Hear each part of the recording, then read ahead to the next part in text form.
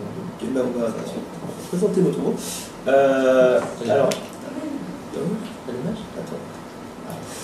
avant de le présenter, alors il n'est pas complètement terminé, il nous manque exactement 4 pièces qui arrivent, la commande arrive mardi normalement, du coup on n'a pas pu vous le présenter en entier on va dire, mais on va vous expliquer pour le fonctionnement et le roule, donc c'est déjà ça.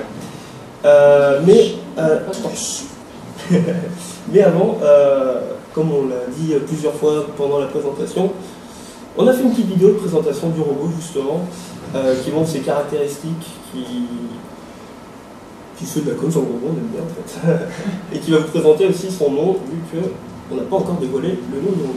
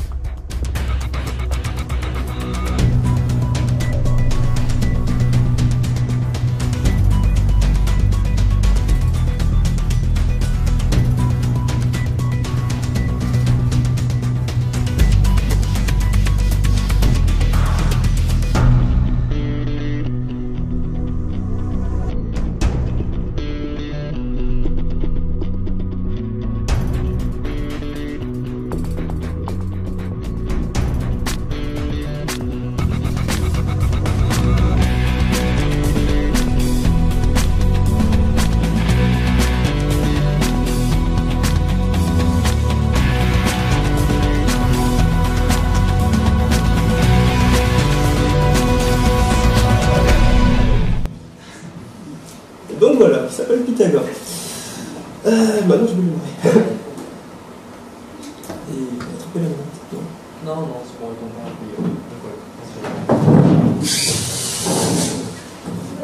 Denis, à toi l'honneur. C'est toi le pilote. Donc, ce robot s'appelle Pythagore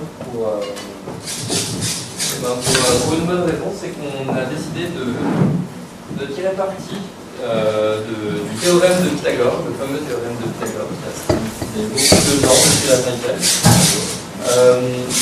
En fait, il va démarrer avec les routes qui ne toucheront pas de sol, car la hauteur maximale qu'il faut qu'il fasse pour passer sous les barres et atteindre les colonnes pour marquer les buts, c'est 12 pouces.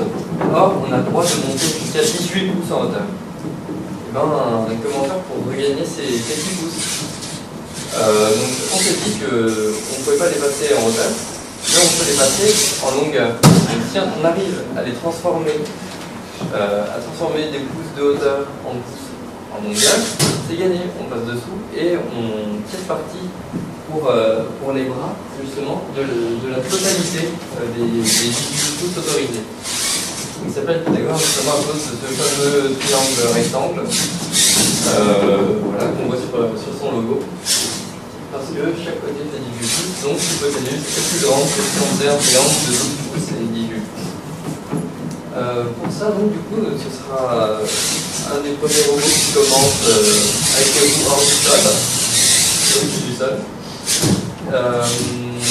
Voilà, ce qui est pas commun, déjà parce qu'il faut être un peu tordu pour y penser.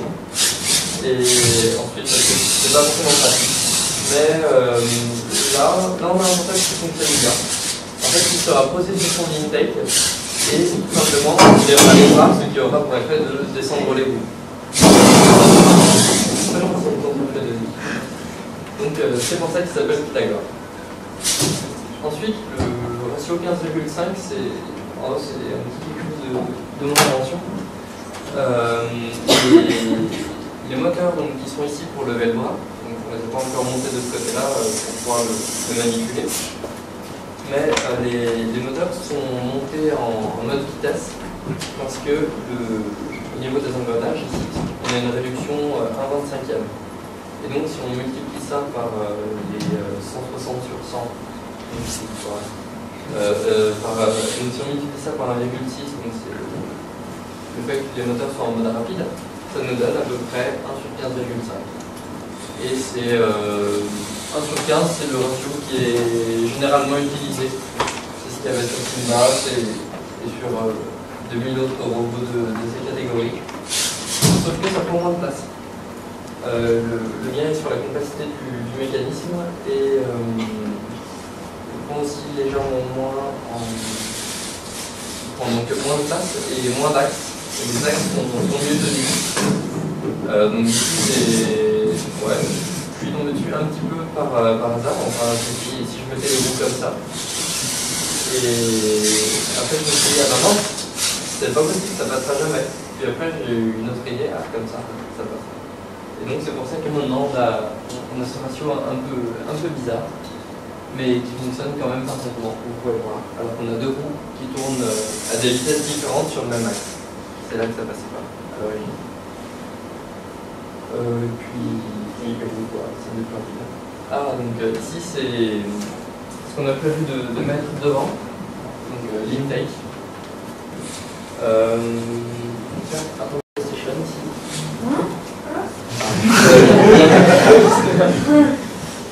Viens, lève-toi. Tu peux venir assis si tu veux. Explication des touches. Ça c'est pour avancer, ça c'est pour reculer.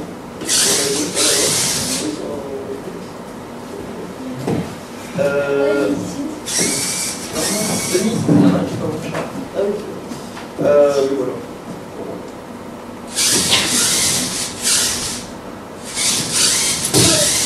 Alors, ouais, c'est un peu calme, voilà, très bien.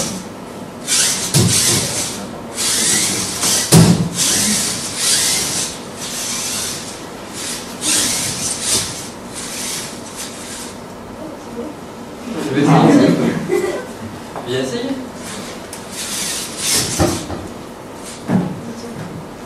Donc ça fait partie du challenge du programmeur de réussir à adapter les commandes au pilote. Donc en fonction de Denis, c'est parce que c'est un grand joueur de FIFA sur ordinateur, avec une manette comme ça. Et du coup pour tous les robots, en fait, je lui ai toujours mis des commandes qui correspondent à ses habitudes de jeu. Donc moi ça m'a demandé un petit peu de travailler au niveau du code, mais au final ça fait qu'il était très très performant au niveau du pilotage. Ouais. Ah oui. Et ben voilà, vous allez voir que les gros joueurs de Xbox se débrouillent très bien pour piloter instinctivement. Ouais. Ouais. Est-ce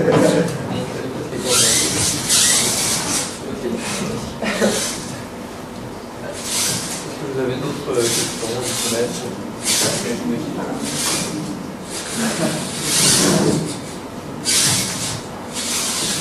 Oui, donc on précise juste qu'on a commencé au lycée de la Martinière d'Hydro, qui est une section terminale S. Il y a SET aussi, hein, c'est pas mal. Mais il y a aussi la terminale sciences de l'ingénieur, dont on est ici, et qui participe chaque année aux compétitions l'année dernière représentées par les Lex Lucan, en pop. Et il y a aussi une équipe qui ont été à Montpellier, et tout le monde peut faire d'hydro quand même. Ah, ouais, la grande ligne, Sur Lyon, c'est vraiment une ville pour la robotique. Il y a plusieurs lycées en fait, qui font d'ingénieurs et qui préparent vraiment les ingénieurs au travail d'équipe, avec notamment ces compétitions de robotique. Désynchronisées, et là ils commencent à être un cours de jeu.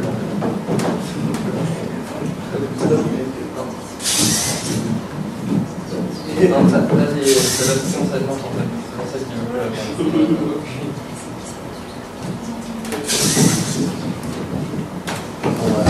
c'est la batterie qui a fait une test hier, donc ça va pas changer en présent.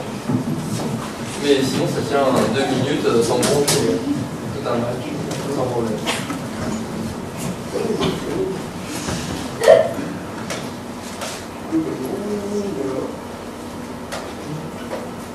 Alors qui veut créer son équipe? Oui, bon. Alors, tu es... Il faudra avoir la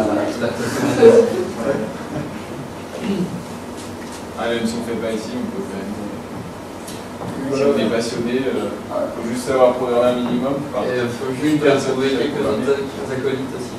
C'est compliqué tout seul. Nous, l'an dernier, au championnat du monde, à 5, on a pas mal couru, mais. Est-ce que c'est valorisé par vos professeurs et sous quelle forme après? Parce que c'est le temps consacré. Alors, il y a toute une partie de leur bureau qui nous est consacrée, donc avec un petit hôtel, des fleurs tous les jours. Les garçons leur a envoyé, non, je plaisante, mais oui, ils ont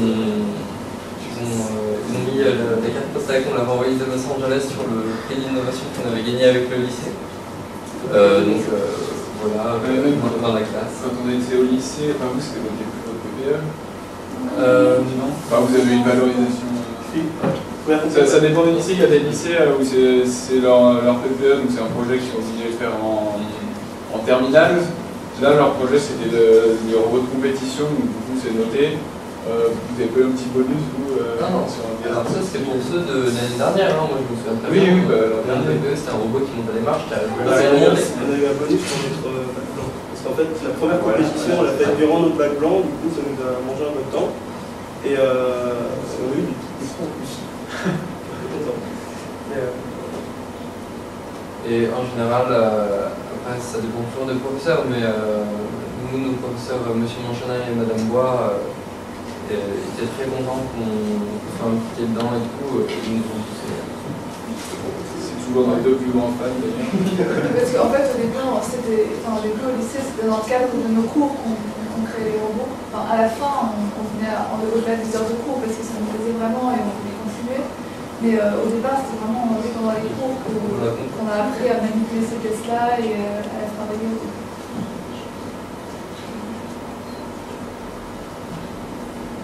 C'est sûr que ça sert, enfin, je dirais pas dans la vie de tous les jours, parce qu'on a appris comme ça, mais presque. Moi je suis en école d'ingénieur et j'ai pris l'option programmation, et là-dedans c'est vrai qu'il y a quand même 2 ou 3 concepts que j'ai déjà abordés grâce à cette passion.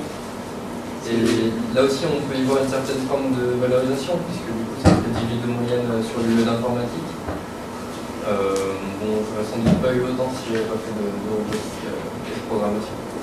Ça, c'est pas stimulant quand même. Parce qu'en même temps, ça agrémente un petit peu le côté rigueur des cours. Oui, alors on se sert un peu de ce qui est dans le cours, mais au début on tâtonnait vraiment, c'est-à-dire on n'allait pas faire des gros calculs de rendement compliqués pour savoir quelle taille d'engrenage mettre exactement. Basiquement, la règle c'est de prévoir un peu plus large, enfin même suffisamment large, puisque de toute façon les moteurs au cours du temps perdent de leur efficacité. Si la batterie n'est pas à 100%, si un peu moins de tension et le robot sera moins performant, il ne faudrait pas que tout d'un coup ça se mette à ne plus marcher. On a du mal avec les voyages en avion aussi. Ouais, les petites pièces. C'est aussi formateur au niveau de la création de l'association, parce qu'on a quand même, à côté de l'équipe, il y a quand même une association qui est réglementée parce qu'on a mis de l'argent et tout, donc chaque année, il y a eu tout, la paperasse à faire.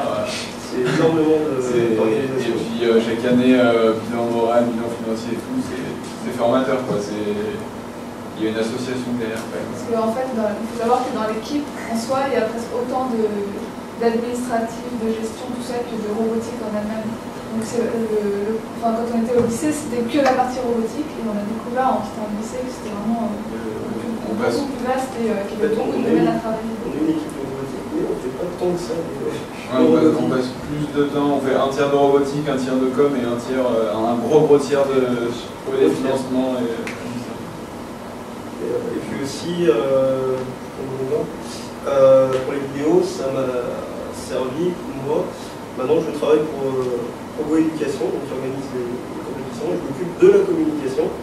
Donc, peu importe la filière qu'on suit au niveau scolaire, comme l'ingénieur, comme l'architecte, moi, la communication, ça n'empêche pas de faire de la robotique. faire quelque chose qui marche. Mais ça vous donne un petit but accessoire et ça vous fait chercher, ça vous oblige à réfléchir. Ça c'est pour moi, mais écoutez, moi je suis vraiment remplie d'admiration dans ce que vous êtes arrivé à faire, et l'histoire de chercher, d'aller plus loin, d'illustrer le vif. C'est beau. Est-ce que lorsque vous êtes allé aux États-Unis, vous avez la possibilité de rencontrer, de connaître d'autres équipes de l'Union européenne avec qui vous êtes en contact et vous partagez? Alors, on a rencontré certaines personnes, une équipe d'Espagne, mais principalement aussi on a rencontré des équipes des États-Unis dont on était fan déjà, donc les 323Z et les X-Ring robotiques. Voilà. Par exemple, pour ne citer que, on a rencontré d'autres. En fait, il y a beaucoup d'échanges qui se font entre les équipes. On va de 100 ans, on ne veut pas échanger de moment. Parce que, en fait, déjà au niveau de la situation géographique des stands pendant la compétition, c'est des rangées de stands, donc on a des voisins en face, sur les côtés, donc déjà on va leur parler. Avant chaque match aussi, on parle aux équipes, à notre allié et aussi à nos adversaires. On échange beaucoup. Et puis, enfin, il y a tellement de monde qu'on rencontre forcément aussi d'autres gens. Nous aussi, on a eu la chance d'être la première équipe française. Le drapeau français les a attirés. Du coup, on a rencontré énormément de gens. On a gardé contact avec les Colombiens, avec l'équipe du Canada, qui est championne du monde de 2012. On a gardé beaucoup de contacts. Et même si c'est une ambiance vraiment, c'est pas du tout ambiance compétition. Hein.